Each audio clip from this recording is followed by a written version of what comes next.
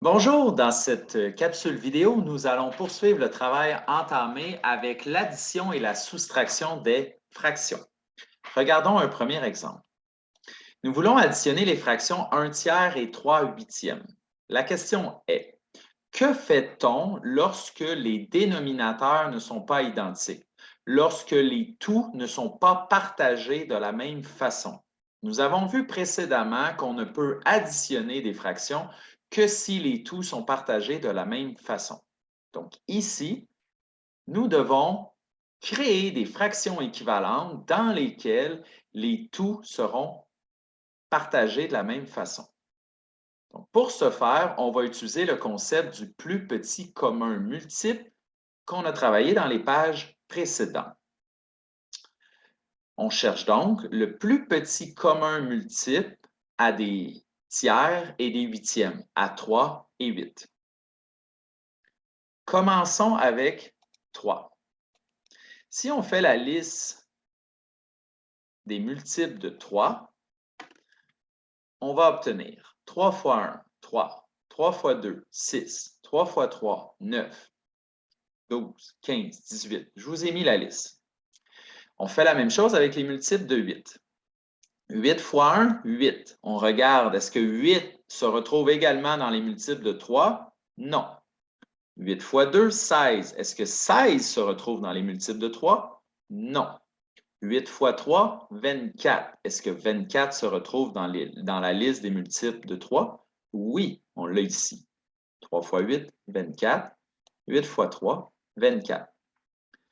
Si on regarde la liste des multiples de 3 et la liste des multiples de 8, vous réaliserez que le plus petit nombre qui se retrouve à la fois dans une liste et dans l'autre est 24. Donc, on va dire que 24 est le plus petit commun multiple à 3 et 8. Je vais avoir besoin de ce nombre pour créer des fractions équivalentes qui vont maintenant me permettre d'additionner les numérateurs parce que les dénominateurs vont être identiques. 1 tiers. 1 tiers, si je voulais créer une fraction équivalente qui a 24 au dénominateur, je dois multiplier les tiers par 8. Je vais grossir un petit peu l'écran pour qu'on voit mieux. Donc, je vais multiplier le dénominateur par 8 parce qu'on sait que 3 fois 8 donne 24. On l'a vu en haut. Si je multiplie le dénominateur par 8, je dois faire la même opération au numérateur. 1 fois 8, ça me donne 8. 1 tiers et 8 24e sont des fractions équivalentes. Je fais la même chose avec les huitièmes.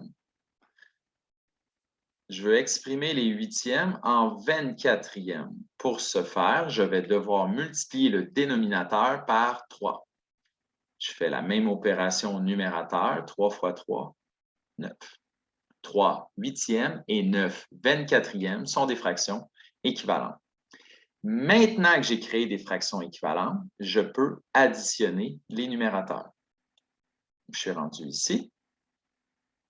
8 24e additionné à 9 24e vous donnera 17 24e. On a le droit de les additionner car les tous sont maintenant partagés dans le même nombre de parties. Ils sont partagés de la même façon, ce qui fait en sorte qu'on peut additionner les numérateurs. 8 plus 9, 17. On va faire un autre exemple, sauf que cette fois-ci, on va faire une soustraction. Nous avons la fraction 3 cinquièmes, on veut lui soustraire 1 quart. Les dénominateurs ne sont pas identiques. Les tous ne sont pas partagés de la même façon, ce qui fait en sorte qu'on ne peut pas additionner ou soustraire les numérateurs. Ici, soustraire. Donc, ce que je vais faire, c'est que je vais utiliser le PPCM, le plus petit commun multiple, pour trouver un dénominateur commun à 5 et 4. J'ai commencé par faire les multiples de 5. 5 fois 1, 5. 5 fois 2, 10, 15, 20, 25. Voici ma liste. Je fais la même chose avec les multiples de 4. Et là, je cherche le premier qui va se retrouver à la fois dans une liste et dans l'autre. 4 fois 1, 4. 4 n'est pas dans la liste à gauche. 4 fois 2, 8. 8 n'est pas de l'autre côté. 4 fois 3, 12. 12 n'est pas à l'autre côté. 4 fois 4, 16. Ne fonctionne pas non plus. 4 fois 5, 20. 4 fois 5, 20. 5 fois 4, 20.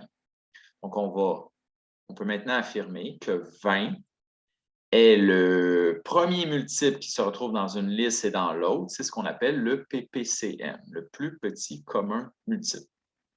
Maintenant que j'ai trouvé cette valeur, je vais créer des fractions équivalentes qui ont 20 comme dénominateur, ce qui va me permettre de comparer des tout partagés de la même façon et par conséquent, additionner ou soustraire les numérateurs. C'est l'étape suivante, trouver des fractions équivalentes.